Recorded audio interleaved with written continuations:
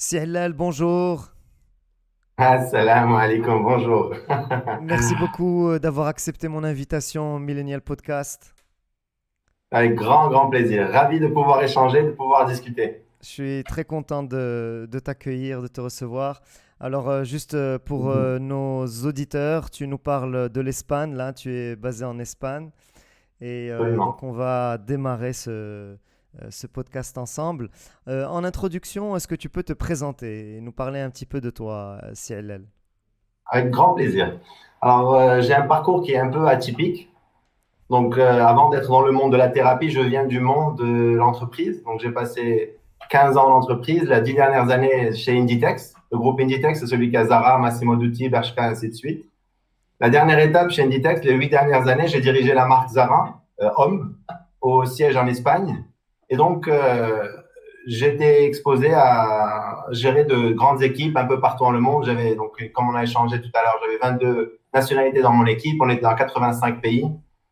Et c'est là que j'ai commencé, si tu veux, à m'intéresser au monde de la psychologie, au monde de l'intelligence émotionnelle, au développement personnel, parce que j'avais des problématiques auxquelles je n'avais pas de réponse. Mhm. J'avais des problèmes, les gens venaient me solliciter pour des situations. Et donc, j'ai dû m'instruire. C'est comme ça que j'ai découvert le monde de la psychologie. Et ma plus grande découverte, mon plus grand aha moment, c'était de m'apercevoir que, en fait, je savais rien sur moi-même. C'était mon grand déclic. C'était que j'avais jamais rien appris sur moi-même. Et c'était vraiment une très grande trouvaille ou découverte. Ensuite, ce qui s'est passé, c'est que j'avais la chance d'avoir un laboratoire vivant. Mhm. Donc, j'avais mes collègues et mes collaborateurs, et au fur et à mesure que j'apprenais des choses, je mettais en pratique et j'avais pu voir ce qui fonctionnait, ce qui fonctionnait pas, et les nuances de chacune des choses. Parce que parfois, tu apprends des choses, mais il y a des petites nuances. C'est pas Mhm. tout blanc, c'est pas tout noir. Mhm. Et les résultats étaient surprenants. Résultats, je parle économiquement parlant. On a grandi à 2 chiffres pendant 8 ans, Mhm. mais aussi animiquement parlant. Il y avait vraiment un sentiment d'appartenance, il y avait une joie de venir travailler, un sentiment de famille. Et c'était vraiment mes débuts dans le monde du développement personnel. C'est comme ça que j'ai commencé. Ok. Ensuite, ce qui m'a poussé de plein pied dans ce monde, c'est plus un événement personnel. Donc, j'ai perdu deux de mes frères, Allah yarhamhum, dans Mhm. un accident de voiture. Et c'était un événement difficile pour toute la famille, bien sûr, mais surtout pour ma mère. Ma mère a eu beaucoup de mal à s'en remettre. Avec les années, la relation entre mes parents s'est dégradée petit à petit. Et mon père voulait s'accrocher à la vie, vivre, et ma mère, le poids était trop lourd. Après quelques années, mon père a décidé de partir. Donc, ils ont divorcé. Mon père s'est remarié. Et ça, c'était vraiment le coup qui a achevé ma mère. Ma mère l'a vécu comme une trahison, l'a vécu comme un abandon, l'a vécu. C'était vraiment très, très lourd pour elle. Donc, elle a sombré petit à petit et par respect pour sa privacité, sa vie, ben, je vous laisse imaginer que c'est pas facile. Mhm. On a cherché de l'aide un peu partout, donc que ce soit en France, au Maroc, en Suisse, mais ma mère ne s'en remettait pas. Ma mère, Zama, c'était vraiment une dépression, pour appeler ça comme ça, très, très, très lourde. Mhm. Un jour, j'ai vu que je perdais ce que j'avais de plus précieux, donc c'était ma famille, mon cercle, et je me suis dit, écoute, si je trouve personne pour aider ma mère, je vais me former pour aider ma mère. Wow. Et j'avais cette confiance d'avoir vu les résultats que je pouvais obtenir à petite échelle dans le monde de l'entreprise. Mhm. Donc je me suis dit, je suis sûr que si je pousse un peu plus, Mhm. il y a des choses à faire. Et donc, je me suis mis une formation sur mesure, initialement d'1 an, un projet d'1 an, et j'ai pris un livre, je ne sais pas comment dire en français, mais Une une année, année sabbatique chez Inditex. une année blanche, ok. C'est ça. Et je me Avec, suis lancé avec le hockey de ton employeur. avec le nom, il n'y avait pas le choix. Ils m'ont dit, écoute ce que tu veux, mais juste reviens. J'aurais Ah, dit, ok. je me lance. Ok. Et donc, je me suis lancé. Ce qui a commencé en étant une aventure d'1 an s'est transformé en une aventure de plus de 5 ans, presque 6 ans, 5 ans et demi, 6 ans, à voyager le monde et à me former dans différentes disciplines, que ce soit de la guérison psychologique, spirituelle, énergétique, émotionnelle et ainsi de suite. Mhm. Et bien évidemment, après 1 an, j'étais plus la même personne. Quand ils m'ont dit reviens, j'aurais dit C'est plus je suis pas possible. la même personne, c'est plus possible. Vous n'allez C'était pas vraiment plus récupérer possible. le même gars là. Non, non. D'ailleurs, ce qui est marrant, c'est que mon premier séminaire, mon premier workshop, mon premier atelier, je l'ai fait pour Inditex, pour Zara. Waouh. Parce qu'ils m'ont dit, viens. Mhm. J'aurais dit, je peux pas, je suis pas la même personne. Ok. Ils me disent, mais qu'est-ce que tu fais? C'est quoi? J'aurais dit, je sais pas. Parce qu'à l'époque, je ne savais pas. Mais je vous propose un week-end pour partager. Et mon premier workshop, je l'ai fait pour mes anciens collègues de Zara en Waouh. Espagne. Waouh. Gratuitement. C'était vraiment pour partager, pour leur montrer le champ des possibles. Et après ce week-end, quand j'ai fini ce week-end avec ces collègues, ils m'ont dit, il faut absolument que tu le refasses pour nos familles. Waouh. Et j'ai refait un deuxième atelier le week-end suivant pour les amis, familles de ces personnes-là. Et petit à petit, aujourd'hui, je me retrouve à faire des ateliers dans 12 pays en 5 langues. C'est C'est comme magnifique. ça que ça a commencé. C'est magnifique. Donc, Dans cet itinéraire qui aurait commencé chez ton employeur au sein de Zara et donc avec ce laboratoire vivant que tu évoquais, est-ce que ton employeur à l'époque a investi en toi en formation? la vérité, j'étais dans une position où je prenais mes propres décisions. Ok, J'étais donc le directeur de la section, je faisais mes choix, j'avais mes budgets, je gérais à mon sens ce qui me paraissait le plus pertinent. Donc oui, pour répondre à ta question, j'ai eu accès à tout ce que je voulais comme formation. ok, J'ai énormément fait de travail sur moi, pour moi, par moi-même. C'est-à-dire, c'est hors mes heures de travail. ok. C'était une question de vie ou de mort, tu vois. Donc, c'était vraiment, donc, j'ai énormément lu, j'ai énormément cherché, j'ai énormément étudié par mon compte. Et ce qui était très encourageant, encore une fois, c'est que j'avais les résultats tout de suite. Je voyais tout de suite la transformation chez les gens, donc ça m'a vraiment beaucoup motivé. Et je voyais beaucoup comment, beaucoup de nos problèmes, c'est nous qui les créons. Hmm, Avec quelques petites distinctions, hmm. tu peux élever et gérer les choses vraiment différemment. Donc Alors c'était ça, on va en parler parce que c'est quelque chose qui revient souvent chez toi pour avoir vu des vidéos sur ton channel YouTube. Et donc, c'est un sujet intéressant qu'on va évoquer. Lorsque tu parlais des effets sur tes collaborateurs, est-ce que c'est d'un point de vue professionnel, dans l'efficacité, ou là, c'est d'un point de vue mindset, comportemental? Quels sont ces effets, ces résultats que tu voyais en fait? alors c'est une illusion de croire Mhm. qu'on peut diviser la personne en deux. Ouais, ouais, ok. Pas le Mohsin le professionnel et Mohsin le mari et Mohsin le fils. On est en phase. C'est la même personne. Mm. Quand tu acquiers un certain nombre de distinctions ou quand tu élèves ton niveau de conscience, ça se répercute sur absolument tous les aspects de ta vie. Mm. C'est pas uniquement dans l'aspect professionnel. Mm. Et c'est ce qui a rendu mes échanges avec mes collaborateurs encore plus sexy, entre guillemets. Ils venaient vers moi parce qu'ils voyaient que c'était pas uniquement au travail que ça les faisait grandir ou ça rendait les choses plus faciles, mais aussi dans leur foyer, mais aussi dans leur couple, mais aussi avec leurs enfants. Et finalement, c'est l'individu. Donc, je ne peux pas, je pense qu'on ne peut pas faire cette distinction Aussi aussi marqué. marquée comme tu l'as souligné. Ok.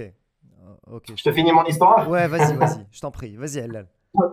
Quand je suis parti dans cette aventure de 5-6 ans, ce qui s'est passé, donc je me suis intéressé au coaching aussi. Tu as mentionné dans ta petite vidéo de présentation Tony Robbins. J'ai eu la chance de pouvoir collaborer presque 3 ans avec Tony Robbins et ainsi de suite. Donc je suis devenu thérapeute aussi, psychothérapeute. Donc je soigne tout ce qui est phobie, addiction. Le plus important de mon histoire, Mhm. c'est qu'alhamdoulilah, ma mère va beaucoup mieux aujourd'hui. Ma Magnifique. mère est une femme alhamdoulilah, épanouie, pleine de vie. Elle dirige une entreprise de plus de 100 personnes au Maroc. D'ailleurs, mes parents habitent au Maroc et je profite pour les saluer très fort. Et plus fort que ça, mon père est revenu. Waouh. Il est revenu, ils se sont remariés et je vous mentirais si je disais que c'était une deuxième lune de miel. Mais Waouh. ولا ديك miel حار كتعرف ولكن ils vivent ensemble, alhamdoulilah, ça se passe bien. Donc, mon parcours a été ponctué vraiment par des expériences de vie. C'est vraiment mon cheminement qui a fait qu'aujourd'hui, je fais ce que je fais. Et aujourd'hui, donc, un peu ma mission, c'est de pouvoir accompagner les gens dans cet éveil, prendre conscience que ta souffrance, là, c'est toi qui l'as créée. Et il y a un certain nombre de clés qui peuvent, juste par des prises de conscience, il n'y a rien à apprendre, il y a rien il y a juste à s'observer, s'écouter et libérer les fardeaux qu'on porte de notre passé. Et c'est là que Des la vie choses devient magiques. extraordinaire, Des choses merveilleuse. magiques commencent. Extraordinaire. Ah. Il y a des synchronicités, il y a toute une magie. Tu mets l'univers à ton service et c'est merveilleux. Alors avant de parler un peu plus de ce saut que tu as réalisé du monde de l'entreprise vers des métiers d'aide, Est-ce que tu peux partager avec nous ton regard critique sur l'entreprise après ces années passées en corporate? Qu'est-ce que tu en retiens? Quel regard critique tu portes dessus? Ben, je pense que l'entreprise est une des merveilles qu'a l'être humain. C'est de se regrouper ensemble autour d'un même objectif. Mhm, Je suis vraiment euh, très partisan d'un système social où on s'organise ensemble, on divise les tâches de travail pour accomplir une mission ensemble. Donc c'est beau dans son essence, c'est merveilleux. mhm, La difficulté, c'est que d'abord, on n'est pas forcément toujours dans le service. mhm, Ça veut dire quoi? Ça veut dire qu'on n'est pas toujours dans une optique de rendre un monde meilleur et d'aider les autres, c'est nos frères et nos sœurs et la planète. Mais on a un peu glissé, on s'est orienté vraiment pour faire des finalités qui sont un peu plus pécuniaires, financières, mhm, et c'est régi par des normes qui ne rendent pas service forcément à la planète. mhm. Donc, je pense que c'est pas forcément l'institution qui est problématique. C'est plus l'intention ou les intentions des gens qui opèrent depuis leur peur, ben, le peur de ne pas avoir assez, ou la peur de ne pas être quelqu'un d'important et qui provoquent des décisions qui ne sont pas forcément dans un intérêt collectif. Et on est en train de le voir, on est en pleine actualité avec tout ce qui est en train de se passer. Je ne sais pas si on en parlera, mais euh, malheureusement, dans beaucoup de cas, c'est la peur qui dirige les décisions ou des intérêts individuels à l'encontre d'un intérêt collectif. Donc, pour répondre à ta question, oui, l'institution est extraordinaire. Maintenant, pour le ramener à l'aspect humain, qui est, si tu veux, aujourd'hui ma spécialité, je pense que les entreprises ont compris que la performance passait inévitablement par un bien-être de ses collaborateurs. Je crois qu'il y a tellement d'études de science qui ont prouvé que des employés plus heureux sont des employés plus performants. Donc, même égoïstement parlant, on a compris. La seule difficulté, c'est que aujourd'hui, quand on parle de bien-être ou de qualité de vie en entreprise au travail, QVT, je pense qu'ils appellent ça en France, Mhm. on s'est intéressé à l'environnement. Ok. On a amélioré l'ergonomie de l'environnement, on a peint Les les murs salles de en jaune, on a mis pause, des toboggans des salles de dans le bureau. méditation. Mm. Absolument, on s'est intéressé à On offre les cafés. au bureau, Mm. whatever, des Twix et des Kit Kat, je ne sais pas si on peut mentionner les marques, mais Ouais. anyways, des pommes au bureau. Mhm. Et on a négligé l'essentiel, qui est l'individu. Parce que tu peux mettre des pommes au bureau, mais si l'individu n'est pas bien, c'est pas 3 pommes ou c'est pas le fait que tu lui laves ses chemises qui va lui faire du bien. Je dis pas que c'est pas bien, hein, c'est Ouais. merveilleux, c'est Ouais, ouais. fantastique, Mhm. c'est un énorme progrès vers lequel on est en train de tendre. Maintenant, l'accent n'est pas mis sur l'essentiel qui est l'individu. Et c'est là un peu où je milite, si tu veux. Mm. Et la bonne nouvelle, c'est qu'aujourd'hui, avec tout ce qui est en train de se passer, le télétravail et tout ce qui est en train les changements qui sont en train de se produire dans le leadership, on est en train de voir que c'est indispensable et inévitable de passer par donner les moyens et les ressources à la personne pour faire son propre développement personnel. Mm. Et parce qu'aujourd'hui, tu veux apprendre quelque chose, n'importe quoi. Tu googles YouTube, tu as toutes les formations du monde. Tu vas apprendre à te gratter l'oreille gauche avec le pied droit, tu as 40 formations.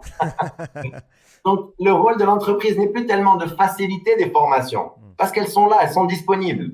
Le rôle, c'est pas la voiture, mais le chauffeur ou le conducteur. Et c'est là où je vois qu'il y a une super opportunité. Je suis en train de voir que les entreprises ont compris et elles tendent vers donner les moyens à travers du coaching, à travers des expériences pour leurs collaborateurs. Et on le voit et je suis très, très content pour ça. On accompagne les entreprises, on a une équipe de coachs et on voit comment la demande augmente de mois en mois. Et l'impact sur l'entreprise est là, c'est clair. Parce que réellement, si tu y penses, tout le monde pense que son travail est stressant. Tu demandes au PDG, il est stressé. Tu demandes au financier, il est stressé. Tu demandes à IT, il est stressé. Tu demandes à la personne qui fait le ménage, elle est stressée. Donc, clairement, ce n'est pas la nature de la tâche ou le poids de la responsabilité qui génère ce stress. Mais c'est une incapacité à te gérer toi-même. C'est une incompréhension que tu as de tes propres mécanismes. Ça a du sens ce que je suis en train de te dire? Ouais, tout à fait, bien sûr.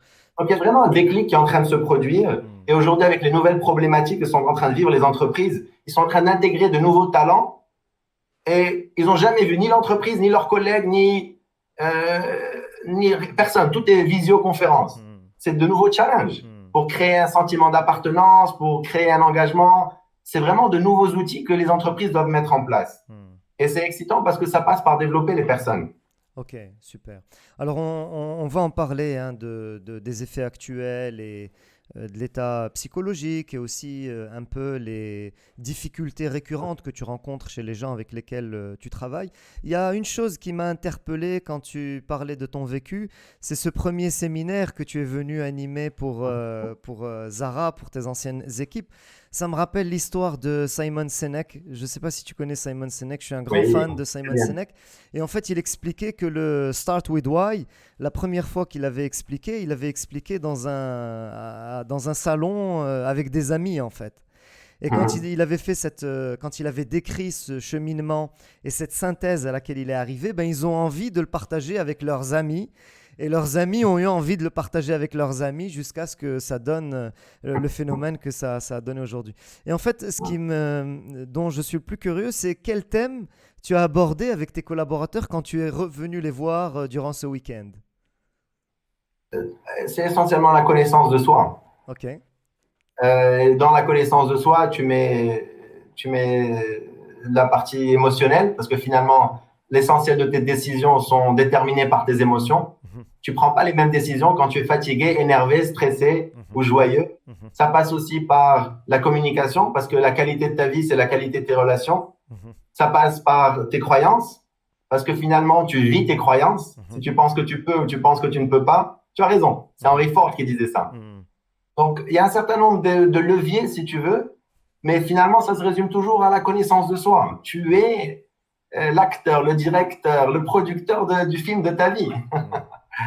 Donc, c'est retourner le regard, au lieu de blâmer ton boss, ton patron, ton entreprise, ton pays, ta femme, ton mari, c'est dire, OK, quelle part de responsabilité j'ai moi? Et finalement, qu'est-ce qui est dans mon champ de contrôle? Et qu'est-ce qui est dans mon champ d'influence? C'est de ça qu'il est question. Les choses qui ne dépendent pas de toi, ben, tu as beau t'inquiéter, c'est merveilleux, mais ça change rien. Alors que si tu te concentres sur là où tu as un pouvoir, ça commence par toi, Mhm. mais tu as la capacité ou le pouvoir de transformer les choses inside out, depuis l'intérieur vers l'extérieur. Et vas-y, Alors, pardon. Hallel, on est conditionné par nos croyances. Ouais. Parfois, certaines de nos croyances peuvent être limitantes pour notre développement. Tu en parles Mhm. souvent dans tes vidéos. Il y a des capsules très sympas et d'ailleurs, elles sont pas très longues et donc c'est assez chouette à capter, à écouter. Et dans ces volets-là, C'est alors, j'ai- l'influence espagnole. On est dans la culture de la tapas, tu connais? ouais, ok. Facile à consommer. Non, mais c'est très bien, c'est très bien. Et j'ai regardé en fait, alors tu as l'une de tes vidéos qui est la plus regardée. Le titre c'est Se comparer, c'est perdre d'avance. Et donc tu développes ce biais ou ce travers qu'on a parfois trop se comparer, à être influencé par les réseaux sociaux. Est-ce que tu peux nous en dire plus? Sur se comparer. Ouais, C'est, c'est, c'est la meilleure manière de vivre misérable. ok. C'est de te comparer pas dans un esprit constructif. Je suis pas contre se comparer. Je pense que c'est très sain Hmm. de voir ce que font les uns les autres. C'est riche, ça enrichit. Quand je parle de se comparer, je parle du côté pervers de se comparer. Mhm. Se comparer, se sentir misérable parce que ton cousin a plus, parce qu'il a une plus grosse voiture, parce que sa femme est comme ça ou son mari est comme ça. C'est ce côté pervers de comparer deux choses qui sont incomparables. Hmm. Tu vas toujours souffrir, tu es toujours perdant, Hmm. tu es toujours biaisé. Comme on dit, le gazon d'en face est toujours plus vert que le Hmm. sien. Hmm. Et ça t'affaiblit et tu comprends pas que chacun a sa course, Hmm. chacun a son chemin, chacun est venu dans cette planète avec des dons et pour manifester des choses. Hmm. La meilleure manière de perdre de vue qui tu es ou ce que tu es venu faire dans cette planète, c'est de regarder à droite et à gauche. Hmm. Tu perds qui tu es. Einstein disait, comparer un poisson à son habilité à grimper les arbres ou l'écureuil à nager, tu vas toujours trouver que tu es misérable et minable. Hmm. Je paraphrase, bien sûr. J'aime beaucoup cette image, ouais, effectivement. Mhm. Je pense que et aujourd'hui, on vit dans une société malheureusement où on compare notre vie à une réalité virtuelle qui a été manipulée, qui n'existe même pas. Que ce soit notre physique, tout le monde des images de mannequins qui sont extraordinaires, tout est retouché par Photoshop. ils te montrent des images d'endroits, de lieux, de plages paradisiaques, sable blanc. Ça n'existe même pas, c'est retouché. Ce qu'il faut comprendre aussi, c'est que ton niveau de satisfaction dans ta vie est directement lié à tes attentes ou ton modèle du monde. Quand on crée des attentes qui ne sont pas raisonnables, c'est contre ça que tu te compares. Et automatiquement, tu vas toujours être perdant. La formule du bonheur, elle est très simple. C'est à chaque fois que ta réalité correspond à ton modèle du monde, tu es bécher. À chaque fois que ta réalité ne correspond pas à ton modèle du monde, si tu penses que tu dois peser 60 kilos, tu pèses 80, si tu penses que tu dois gagner des millions et tu ne gagnes pas des millions, si tu penses que ta femme, ça doit être Claudia Schiffer et c'est… Je suis vieux. Maintenant, ça serait Jennifer Lopez aujourd'hui. Là. Et si elle n'est pas Donc, ce qui se passe aujourd'hui, c'est que on se compare à des réalités qui n'existent pas forcément, qui ne sont pas vraies ou qui sont une sélection, un filtre. Tu vois les réseaux sociaux, Instagram et tout, ben, c'est un filtre des meilleurs moments de la vie de quelqu'un que tu compares contre toute ta vie. Donc, automatiquement, ben, ça provoque une certaine frustration, un malaise, une impuissance, parce que parfois, souvent, et surtout par rapport dans le cercle des jeunes et moins jeunes, tu as l'impression que c'est inaccessible. Donc, ça provoque une certaine souffrance, parce que tu te dis, ah, je vais jamais y arriver, ça commence à provoquer des pensées qui sont vraiment néfastes. Et d'ailleurs, surtout, on le voit, pardon, Ellal, dans certains pays, aux États-Unis, il y a un nombre de suicides auprès des plus jeunes, auprès des adolescents qui augmente. Bien sûr. Donc, se comparer, oui, si c'est pour s'inspirer, si c'est pour partager, si c'est pour se soutenir, se comparer pour mesurer ta valeur ou mesurer ton niveau de réussite ou de succès dans ta vie, c'est là que c'est un piège auquel tu vas toujours sortir perdant. Parce qu'il y a un biais dans ta perception. Tu ne compares pas des choses qui sont comparables. J'ai beaucoup aimé l'image que tu as utilisée et j'en profite pour la citer. C'est celle du jogger. Tu es en train de courir et à un moment, tu vois un jogger qui passe à côté de toi à plus vite allure que la tienne et tu te dis waouh, c'est le champion de la région. Et tu avances quelques mètres et tu le retrouves peut-être en train de marcher ou là il s'est arrêté et toi tu continues à ce moment-là. Donc j'ai trouvé l'image très sympa dans ce… Parce que tu es un coureur. Ceux qui ne courent pas, ils n'ont pas compris. Pas forcément, mais j'aime bien l'activité physique par contre. D'accord. Ok, super. Alors, je sais que tu travailles beaucoup, vous travaillez beaucoup avec les entreprises, donc tu disais aussi que les besoins en termes de coaching, d'accompagnement augmentent. Est-ce que tu peux nous parler de cette activité-là et de nous dire un peu ce que tu observes le plus, quelles sont les difficultés les plus fréquentes que rencontrent les gens comme stress ou difficultés et comment vous les aidez? Est-ce que tu parles dans les circonstances qu'on est en train de vivre aujourd'hui de confinement ou tu parles dans l'absolu? Ouais, adapté au moment de maintenant, quoi, avec la config d'aujourd'hui. Au moment d'aujourd'hui, Zama, c'est très très clair que les personnes, en travaillant depuis la maison, ils ont perdu la structure qu'offrait l'entreprise. Quand j'ai structure, c'est spatio-temporel. Tu as un espace où tu travailles, tu as des horaires à 5 heures ou à 6 heures, c'est fini. Tu as le temps d'un trajet à la maison pour décompresser. Tu arrives chez toi et tu commences autre chose. Aujourd'hui, il n'y a plus ces frontières, elles sont plus aussi marquées. Et ce n'est plus géré pour toi. C'est à toi de gérer ces frontières et ces limites. Et les gens sont complètement dépassés. Ils sont débordés et il y a des débordements partout. Ce qui fait que quand tu veux faire beaucoup de choses en même temps, tu n'en fais aucune de bien. Et ça a porté préjudice au moment de qualité en famille, mais ça a porté préjudice à la productivité au travail.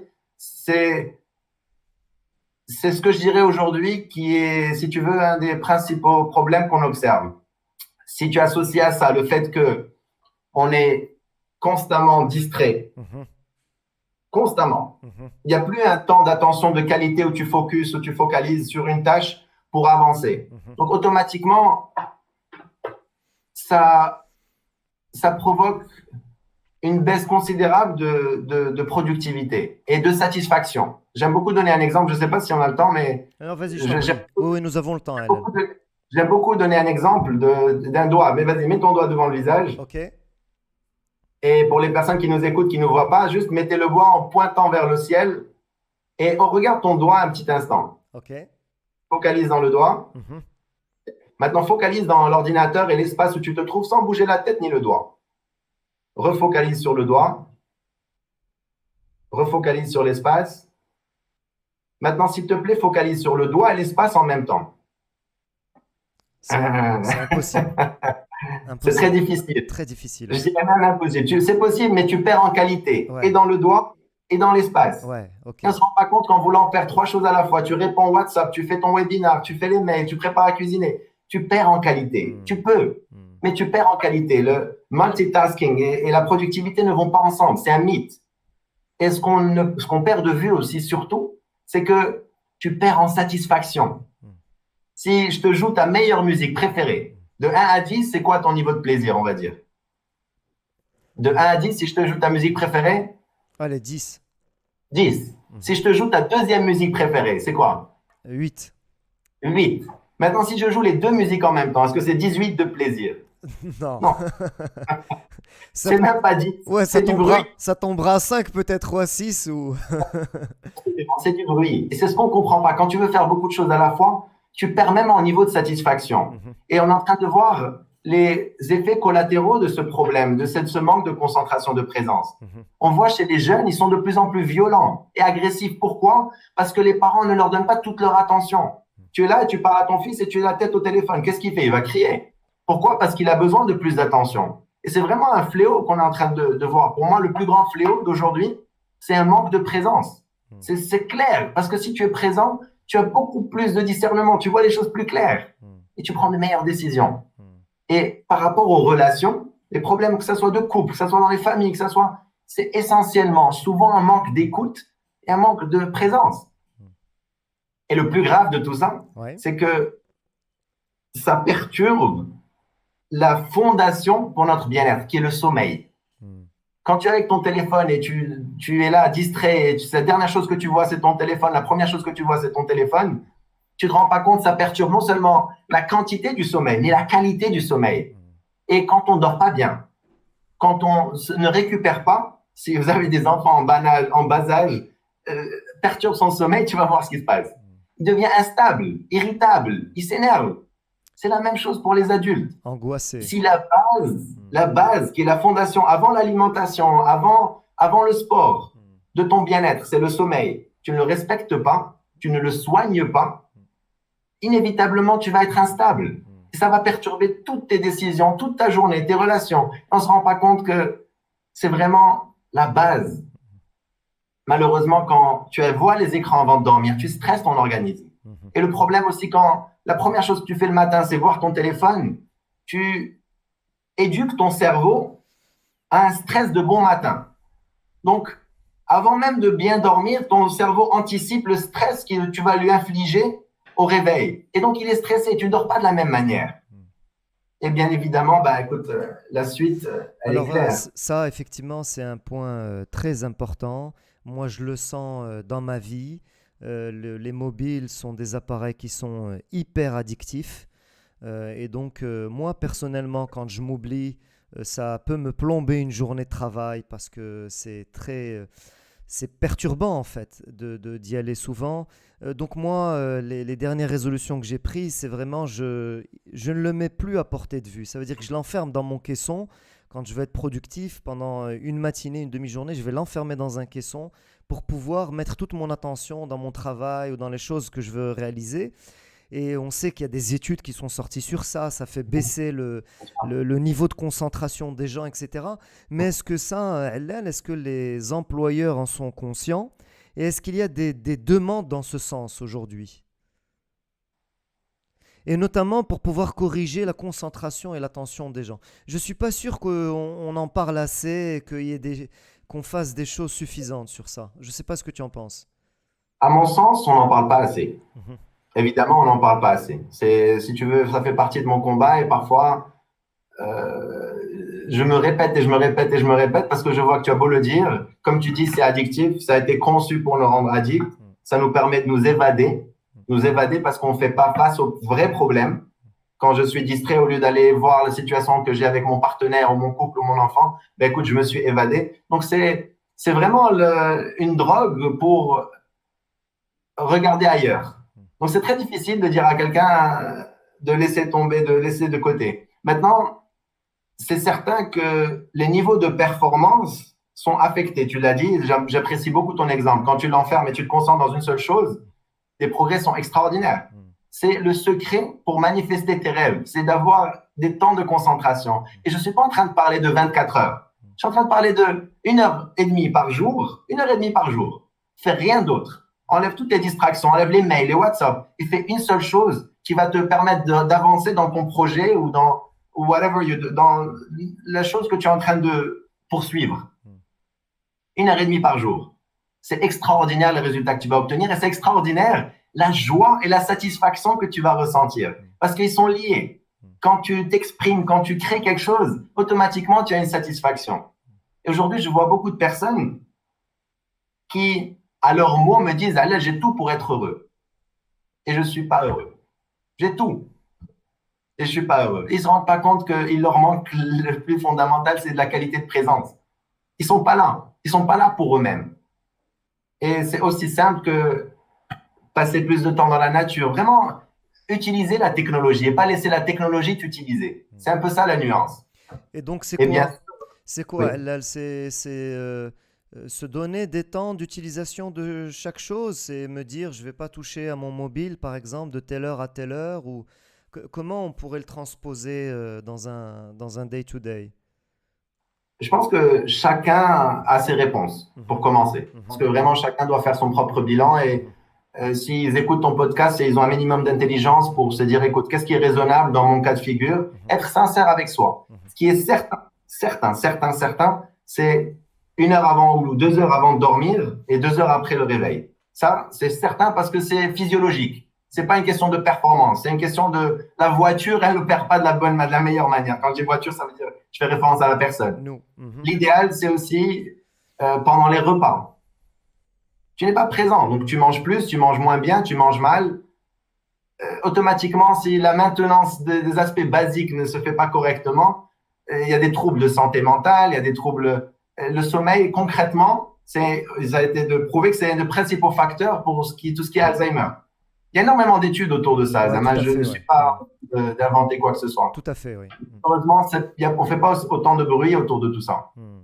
Donc pour moi, oui, c'est essentiellement bloquer du temps sans distraction et surtout pas dans la même pièce parce que c'est devenu un ancrage. Ouais.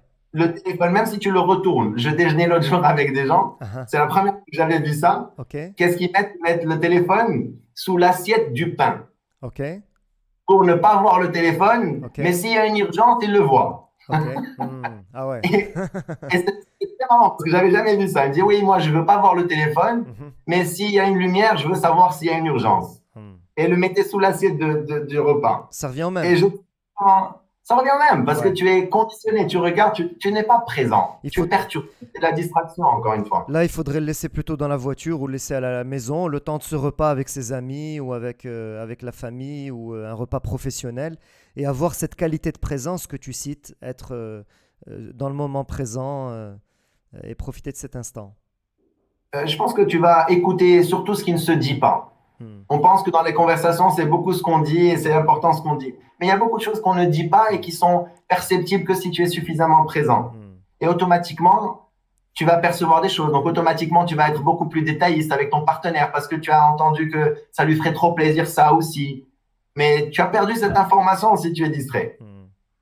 Et je n'ai pas de réponse miracle. À Ouais, chacun de ouais. se gérer. Par contre, là où je suis très clair, si tu n'y arrives pas, cherche de l'aide. Hmm, On a des thérapeutes, on a des coachs qui peuvent t'aider parce que c'est vraiment une addiction. hmm, Et on a du mal à s'admettre que c'est une addiction. On se raconte des histoires. hmm. Non, c'est pas le moment. Maintenant, j'ai un pic de travail, j'en ai besoin. Ah non, s'il se passe une urgence. Et en fait, tu te racontes des centaines d'histoires et ça t'empêche de voir en face la réalité que tu es vraiment addict. Hmm, Et c'est OK. hmm, Il y a des addictions de tout type. hmm, Et si tu ne poses pas le bon diagnostic, hmm, tu ne vas pas te donner les moyens de trouver une véritable solution. hmm. Tant que tu te mens et tu dis, ah non, c'est juste que j'ai un pic de travail ou que je peux pas, ou, ben, tu vas rester comme ça. Alors si tu dis, écoute, j'ai essayé et vraiment tout seul, je n'y arrive pas. Cherche de l'aide. Euh, Cherche c- de l'aide. hmm. Cyril, tout à l'heure, tu as évoqué tu as décrit une image intéressante, celle où aujourd'hui, le fait d'être dans le télétravail, on perd ses repères et on n'a plus ce qu'on avait avant, des horaires de travail, des horaires personnels, etc. Mais on sait qu'en parallèle, euh, il y a des avantages du télétravail. Le fait d'avoir moins de durée de temps de transport, le fait de pouvoir avoir un peu plus de confort qu'au bureau, etc. Donc il y a des avantages. Comment tu contrebalances les deux? Comment les deux, avec les gens avec lesquels tu travailles et qui viennent te demander de l'accompagnement, quel résultat ça donne entre les deux?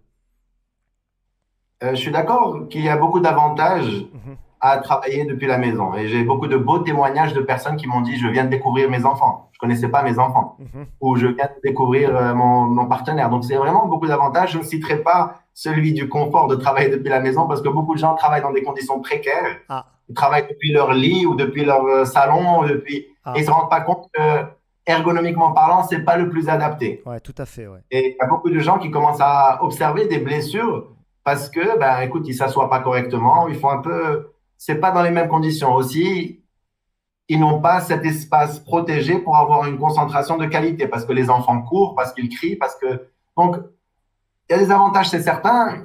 C'est pas forcément Avec des limites, absolument. ok? Est-ce que tu peux me répéter ta question, s'il te En plaît? fait, Comme ça, je suis sûr de te répondre. l'idée, c'est laquelle? C'est, tu décrivais cette situation que nous vivons, comment elle a déstabilisé les gens, comment elle a déstabilisé les individus. Mais on sait aussi que le télétravail, travail à distance, a apporté des avantages. Comme tu vois, les durées de transport en moins, etc. Quand on fait le bilan des deux, qu'est-ce que ça donne? Est-ce que c'est plutôt un bilan positif, négatif? Qu'est-ce que tu observes? Je pense que ce qui est très important de souligner, c'est surtout un changement qui doit accompagner cette transformation, c'est un changement de mentalité. Et c'est très important de comprendre que le leadership ne peut pas s'exercer de la même manière. Hmm. Et aujourd'hui, on est en train de voir qu'un des principaux problèmes, et avec toutes les boîtes que je travaille, c'est que les, les collaborateurs sont sollicités à des heures impossibles. Mhm. On attend à 11 heures qu'ils répondent à un email. On envoie un mail un samedi dimanche et on s'attend que la personne réponde. Et le collaborateur lui-même prend cette pression sur le dos. Il a très peur parce que X, Y, Z, et on peut en reparler. Et donc, il se laisse prendre au piège Mhm. et lui-même habitue son leader ou son manager à recevoir des réponses. Donc, le manager se dit, bah, écoute, ça doit être OK, je continue. Il y a vraiment un problème de calibrage qui doit s'opérer et ça passe par des conversations sincères. On a besoin de plus d'authenticité et plus de confiance pour pouvoir dire, écoute, j'ai 3 enfants à la maison, je ne peux pas, matériellement, humainement, c'est impossible. Parfois, on a peur d'avoir ces conversations. Aussi, ce qu'il faut savoir, c'est que le leadership doit évoluer d'un leadership qui est plus dans le contrôle, on va dire, à plus dans la confiance. Tu peux plus être derrière et en train de voir ce que tu fais, ce que tu fais pas. Et je suis vraiment content parce que ça suppose une évolution des mentalités. Maintenant, la partie que je regrette, si tu veux, de cette situation de travail à distance, c'est toute la partie informelle. On est des créatures sociales et quand tu es dans le site du travail, ben écoute, tu vas à la machine du café, tu échanges, tu prends un ascenseur, tu rencontres quelqu'un, tu stationnes, tu rencontres quelqu'un d'autre ou tu prends le métro, whatever, tu rencontres quelqu'un. Il y a toutes ces interactions qui créent un sentiment d'appartenance, qui créent un rapprochement et c'est dans l'informel souvent que les meilleures informations, les meilleurs échanges ont lieu.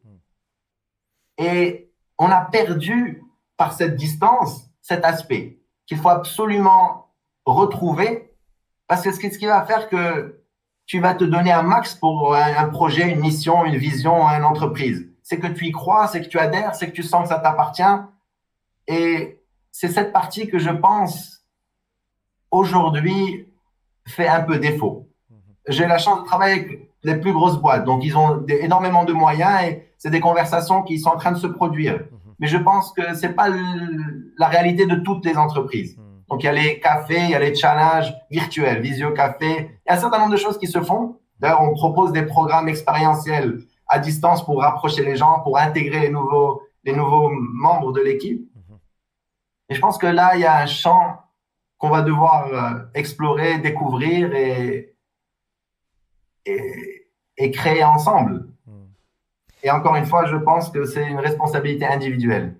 Chacun doit assumer sa responsabilité individuelle. C'est pas à l'employeur de te donner du travail et ciao. Mhm. C'est pas au manager de gérer l'équipe et ciao. Non, chacun, ça appartient à tout le monde et à tous. Mhm. C'est notre projet. On mange tous de ce projet, on est tous de ce projet. Donc, je pense que c'est très important que les collaborateurs aussi assument une certaine responsabilité individuelle. C'est trop facile de dire, ah, mon manager, il fait pas ça, il m'appelle pas. C'est trop facile et surtout, ça va porter préjudice à l'ensemble. Si l'ensemble va pas bien, là, c'est toi le premier qui va pas aller bien. Donc, je pense que chacun doit se voir dans le miroir, chacun doit assumer sa part de responsabilité, que ce soit les managers dans un nouveau style de leadership, que ce soit les collaborateurs dans un nouveau style de confiance et d'expression. Tu dois partager ta réalité. Tu peux pas te taire que tu as 3 enfants à charge qui vont pas à l'école et tu dors plus et c'est pas possible. Si tu fais semblant, tôt ou tard, comme on dit en anglais, you're gonna drop the ball. Ça, tu vas faire l'équivalent, je sais pas ce que ce serait en français, mais tu vas trébucher. Et quand tu trébuches ou quand tu fais une erreur parce que tu es fatigué, parce que tu es surmené, parce que tu n'es plus motivé, ça va pénaliser tout le monde. C'est une synergie quand vous travaillez en équipe. Je n'ai pas forcément de réponse, mais je t'ouvre un champ pour que aussi les gens Ouais, puissent réfléchir, ouais, poser des questions. c'est intéressant. Et en fait, comme tu dis, il y a un cheminement de part et d'autre. Il y a un cheminement de l'entreprise qui doit se réajuster, qui doit faire preuve d'agilité pour pouvoir s'adapter à nos nouveaux paradigmes. Et il y a des cheminements personnels à chacun de nous pour pouvoir se sentir mieux et aider aussi son environnement à se sentir mieux. Alors, dans la précédente communication téléphonique que nous avons eue, tu me disais que pour pouvoir réussir, avancer, se développer, ça passe par une meilleure connaissance de soi. Ce que tu disais là à l'instant, le fait de s'éloigner des distractions pour pouvoir s'offrir des moments à soi, des moments de qualité d'introspection. Et donc tout ça fait émerger des choses, permet de résoudre des problématiques en soi. Mais tu me disais aussi que pas tous ne font ce travail-là, mais surtout ce que tu observais, c'est que beaucoup étaient entre guillemets drogués. Ça veut dire que au lieu de faire ce travail-là, cet itinéraire-là, ils vont aller rechercher des refuges, que ce soit dans l'alcool, ou que ce soit dans la drogue, ou que ce soit dans d'autres choses, comme une Le sorte de, travail. ou le travail, comme une sorte d'anesthésie finalement. Est-ce que tu peux nous en parler? Oui. Pour te dire quoi de plus? Tu as tout dit. Ouais, juste ce phénomène que tu observes. Est-ce que c'est par exemple une majorité? Est-ce que c'est une majorité de gens? Alors, est-ce que ça concerne davantage les gens en Occident ou en Orient? Est-ce que c'est plutôt au nord de la planète, au sud de la planète? Quel est ton avis par rapport à ça? Est-ce que c'est une majorité ou pas? Je peux te parler que de mes impressions. Ok. Je n'ai pas d'études statistiques, Ouais, je ouais, n'ai tout pas à de fait. données, je n'ai pas d'études. Je peux te parler juste depuis le biais de ma perception. Mhm. Et il faut dire aussi que ma perception est assez biaisée parce que je suis dans le cœur de l'ouragan. C'est-à-dire que c'est quand les gens ont des problèmes qu'ils viennent me voir. Ouais, ok. Quand les gens n'ont pas de problème, je ne les vois pas. Donc automatiquement, j'ai j'ai un échantillon, j'ai une population avec qui je travaille qui est forcément qui se prête plus à ce que je vais développer. Ok. Effectivement, le fond du problème, Mhm. c'est que quand on va pas bien Mhm. ou quand on se sent pas bien, on n'a pas cette éducation, cette présence d'esprit de retourner le regard vers l'intérieur. Mhm. Et ce qu'on fait, c'est que la première chose que tu trouves face à toi, tu la blâmes. Mhm. Tu blâmes ton patron, ta femme, ton mari, ton travail, ton pays, la vie. Mhm. Et en fait, tu te rends pas compte que cette chose que tu blâmes, c'est juste un doigt qui est venu appuyer sur ta blessure. Tu portes une petite blessure d'enfance, une petite blessure de... Je ne vais pas trop rentrer dans les détails, mais tu portes une petite blessure en toi. Mhm. Et cette chose que tu blâmes n'est juste venu mettre le doigt sur cette blessure. Tu dis, ah, mon patron, et tu repousses le doigt. Le problème, c'est pas le doigt. Le problème, c'est ta blessure. Donc, beaucoup de personnes, au lieu d'avoir une approche de dire, OK, qu'est-ce que ça a réveillé en moi? Qu'est-ce qui m'appartient? Ça a remué en moi? Qu'est-ce que ça me rappelle de mon enfance ou qu'est-ce que ça me rappelle de mon histoire ou qu'est-ce que ça réveille comme insécurité? On est là à repousser et se réfugier soit dans des scénarios de vie qui ne vont pas frotter nos blessures. Je peux te raconter une anecdote d'une personne qui, par exemple, quand elle avait 10 ans, 10, 11 ans, elle a pris la parole dans un cours en classe. Ok. Ses camarades se sont foutus de sa gueule. Ok. Ce jour, ça lui a provoqué un petit traumatisme et elle a pris peur de parler devant les gens. Ok. Elle a choisi une carrière en informatique Ok. parce que c'était que des ordinateurs, il n'y avait pas d'être humain. Le problème, c'est qu'elle était intègre et quelqu'un de très bien. Donc, très vite, quand elle a commencé à travailler, après 1 ou 2 ans, on lui proposait un poste de responsable. Dès qu'elle devait gérer des gens, ça réveillait sa blessure. Okay. Et elle boycottait sa carrière. Wow. Et elle est venue voir après 4 entreprises. C'était la 4e fois qu'elle passait 2 ans et qu'elle boycottait. Wow. Et elle fuyait sa blessure. Et bien sûr, c'est des mécanismes qui ne sont pas toujours conscients.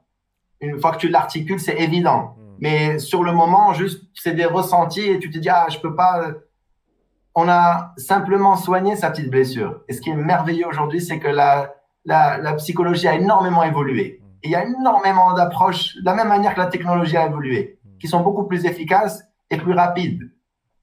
On a soulagé sa blessure. Elle s'est aperçue qu'elle a toujours voulu faire autre chose. Mais parce qu'elle avait peur de ressentir sa blessure, elle a choisi informatique.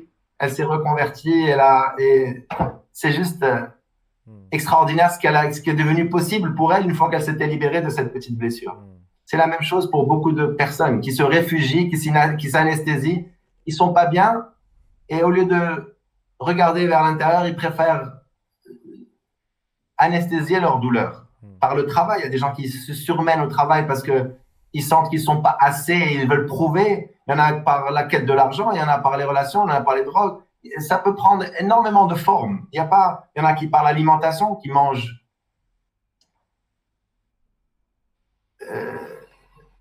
On échangeait l'autre jour et je te disais que je préfère te laisser continuer. Okay. J'allais ouvrir un nouveau sentier, je préfère te laisser conduire la conversation. Alors, je suis curieux d'une chose, Hellel. Quand tu as switché vers les métiers d'aide, tu t'es orienté vers le coaching et à un moment, tu as décidé de franchir le pas vers la thérapie. Pourquoi? Alors, je te remercie de la question. Alors, je me suis aperçu que le coaching, bien qu'il soit extraordinaire, et je défends beaucoup les approches de coaching, le coaching a ses limites.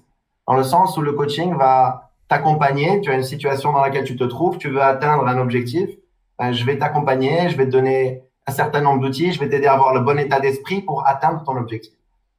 La limite du coaching, c'est qu'il y a un certain nombre de choses dans notre vie qui viennent d'un espace beaucoup plus profond.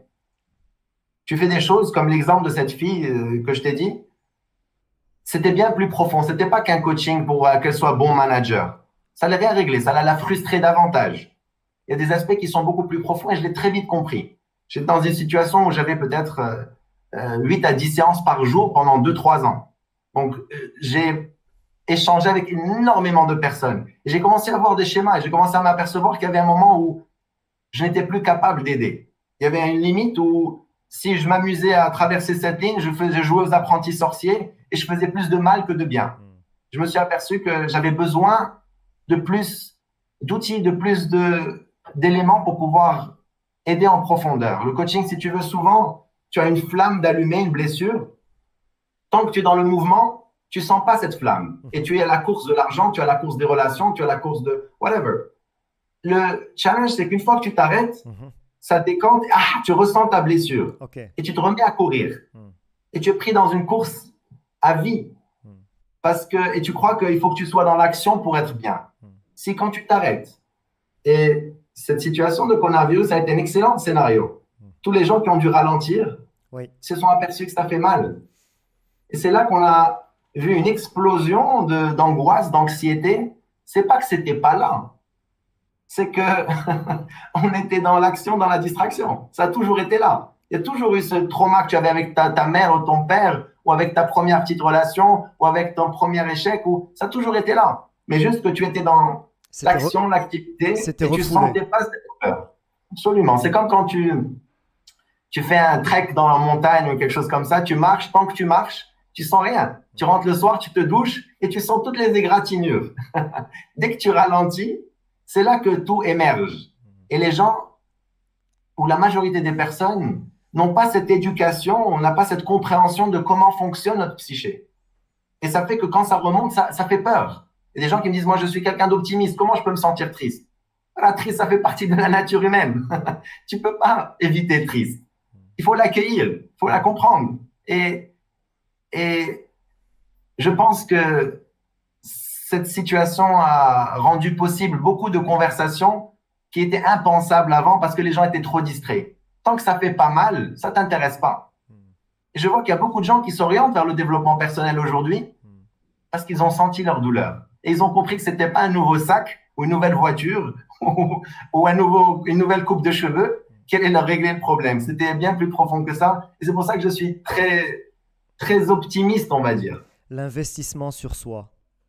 Mhm. Et effectivement, C'est j'ai découvert cette notion et qui me semble essentielle, cette idée d'avoir un budget annuel ou en tout cas un budget régulier pour investir en soi, soit en termes, soit en thérapie, soit en coaching, soit en formation, soit en voyage, mais qui est effectivement une part qui est réservée à notre développement et à un investissement sur soi. Et cette idée, effectivement, est très, très intéressante. Donc, on certainement parle. ce qui a rendu possible cet échange aujourd'hui. Ouais, tout à fait, ouais, tout à fait. Ce qui est extraordinaire, c'est que quand tu retournes ton regard, tu ouvres un champ de nouvelles possibilités. Hmm. Il y a une infinité de possibilités qui sont à ta portée si juste tu prends le temps de t'écouter, de mieux te connaître, de désamorcer tes mécanismes qui sont simplement des mécanismes. Hmm. Ok. Hmm. Donc, on parlait de switch du coaching vers la thérapie. Je te remercie pour ces apports et ce que tu viens de citer. Il y a une question et qui me concerne davantage, que j'aimerais partager avec toi pour avoir ton regard dessus. Je sais que tu avais monté un séminaire de développement personnel au Maroc, où tu dois en avoir plusieurs. Et à un moment, et moi aussi j'ai cette ambition. J'aimerais bien à terme avoir mon propre séminaire parce que je trouve, c'est l'opportunité de pouvoir, en plus des enseignements universels qu'on peut restituer, c'est mettre sa touche personnelle et son cheminement personnel. Et quand je pense à ce projet-là, je me dis, ouais, mais finalement, t'es qui pour pouvoir faire ça? Mhm. Et si tu veux, c'est comme, je sais pas, est-ce que c'est de l'humilité ou là, je sais pas, est-ce que c'est une crainte ou là, c'est un peu, pour le dire autrement, c'est oh, quelle prétention de vouloir venir avec un séminaire de développement personnel. Mhm. Quand je partage ça avec toi, qu'est-ce que ça suscite chez toi? Ben, d'abord, j'applaudis ton humilité, donc vraiment, et ton souci d'être authentique et sincère et de ne pas prêcher des choses que tu ne connais pas. Donc vraiment, j'applaudis ton intégrité morale, si tu veux. Mhm. Vraiment, j'ai beaucoup de respect pour ça. Merci. Je me suis moi-même vu dans cette situation. Mhm. Je te cache pas que je n'ai pas beaucoup de plaisir à m'exposer. Personne n'aime se montrer s'exposer. J'aime pas trop. Je l'ai fait parce que je sentais une responsabilité. Mhm. Et je crois que ce qui m'a le plus aidé, c'est de comprendre que je ne suis pas là pour donner des leçons. Mhm. Je suis pas là d'ailleurs dans les formations, j'ai toujours en haut en très grand do not educate. Je suis pas là pour enseigner, pour apprendre quoi que ce soit. Je suis là pour partager mon expérience. Mhm. Je suis là pour échanger mon vécu, qu'est-ce qui m'a servi, qu'est-ce qui ne m'a pas servi, les belles histoires, mais les moches aussi. Je suis là vraiment pour partager le plus authentiquement possible. Chacun se sert. Je suis pas là à te forcer à manger mon histoire. Non, écoute, je te pose le buffet, tu choisis ce que tu veux. C'est un peu mon approche. Mhm. Et je pense que on a tous une richesse d'expériences, de situations que si on les partage authentiquement, je suis sûr que j'ai énormément à apprendre de ton vécu, énormément. Mhm. Et tu n'as pas besoin d'être le premier de la course. Mhm. Tu apprends autant du premier, parfois même plus du dernier que du premier. Mhm. Donc je pense qu'à partir du moment où tu ressens ce besoin, c'est très, très riche de l'approcher dans un esprit de partage. Et vraiment, l'attention n'est pas portée sur toi. C'est ça le secret. L'attention est portée sur la valeur ajoutée que tu peux apporter à ces personnes. À partir du moment où tu t'oublies, ça se fait naturellement. Et si, même dans cet état d'esprit, tu n'y arrives pas, c'est qu'il y a quelque chose de plus profond. Et c'est là que je t'envoie la carte visite. Avec plaisir, je l'ai. Donc vraiment, je t'encourage. Et au passage, j'encourage toutes les personnes qui nous écoutent, qui sentent qu'ils ont quelque chose à apporter. Parce que vraiment, on en a besoin. On a besoin de personnes qui élèvent leur voix dans l'authenticité. C'est ça le seul truc qui parfois manque dans ces genres de séminaires. C'est des gens qui ont lu 3 bouquins, qui n'ont pas réellement expérimenté ou vécu, qui donnent des leçons. Ça fait un monde en carton qui est partagé, et des personnes qui ont ce monde en carton partagent un autre monde en carton. Donc, je pense que ton humilité me laisse penser que tu es en mesure de t'ouvrir et de montrer ta zone de lumière et ta zone d'ombre et d'échanger. C'est comme ça que tu vas le plus grandir. J'ai beaucoup plus grandi quand j'ai commencé à partager avec les gens parce que plus tu donnes, plus tu reçois. C'est extraordinaire. Je ne sais pas si c'est une loi universelle de l'univers, mais plus tu partages authentiquement, plus tu donnes, plus tu t'investis et plus tu reçois parce que quelqu'un te dit quelque chose, parce que quelqu'un t'apporte quelque chose, parce que tu as vu chez quelqu'un autre chose. Et on grandit tous ensemble. C'est comme ça que l'humanité s'est faite. Si chacun garde pour soi, ben, si Einstein n'avait pas partagé ce qu'il a découvert, ou si anyone n'avait pas partagé, ben, on serait encore dans des cavernes.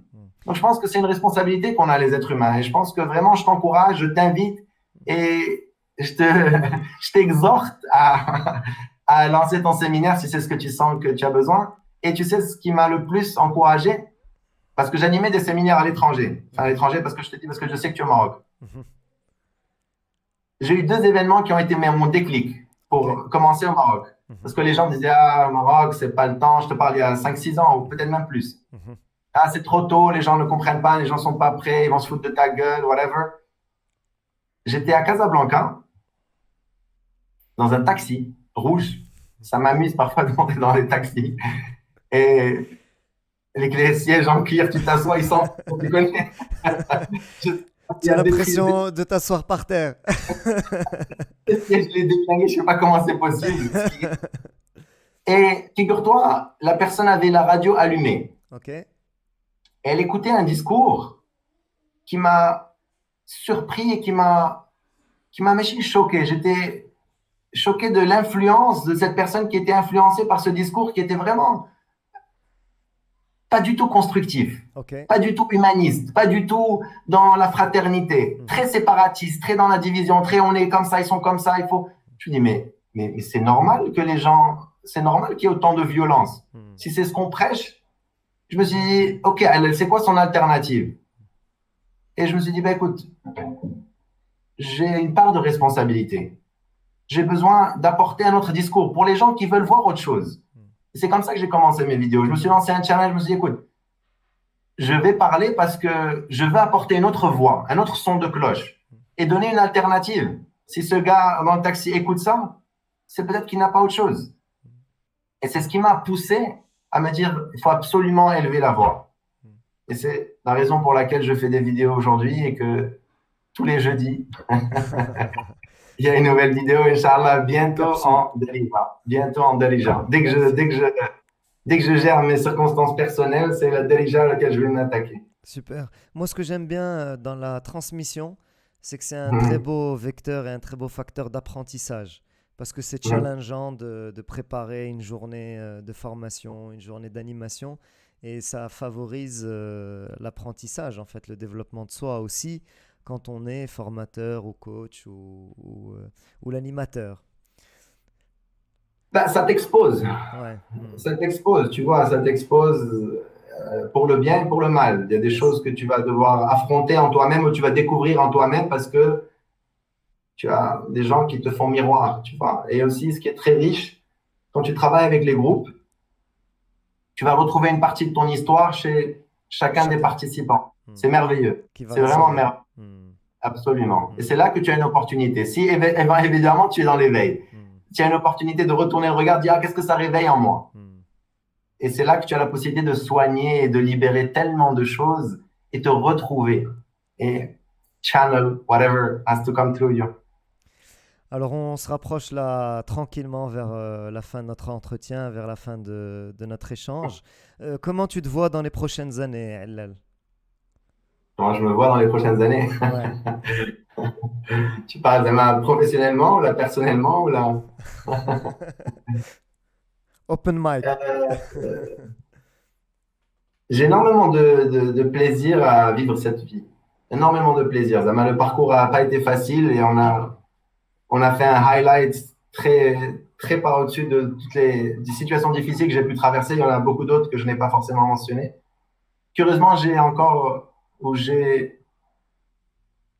énormément encore une fois, de plaisir à vivre cette expérience. Donc, je suis vraiment très, très excité. Évidemment, j'ai beaucoup de choses en cuisine qu'on prépare depuis des années, sur lesquelles on travaille avec mon équipe pour pouvoir toucher encore plus de gens, remuer encore plus de gens, éveiller encore plus de gens, aider encore plus de gens. Donc, peut-être voir tout ça prendre forme, c'est quelque chose qui m'excite beaucoup. J'ai un volet de famille qui m'excite beaucoup. Je suis à quelques semaines d'avoir mon deuxième petit garçon, Magnifique, Inch'Allah. magnifique. Donc, j'adore pouvoir vivre cette expérience de papa. Donc, c'est vraiment très enrichissant pour moi. Donc, très excité par cet aspect-là. Et je suis très, très excité aussi par l'inconnu parce que je ne sais pas de quoi sera fait le lendemain, demain, tu vois. Hmm. Je mets toute mon attention, toute mon énergie, tout mon amour dans ce que je fais. Et j'aime beaucoup le fait de ne pas savoir et la vie te surprend parfois. Il y a des choses, des rencontres, des situations.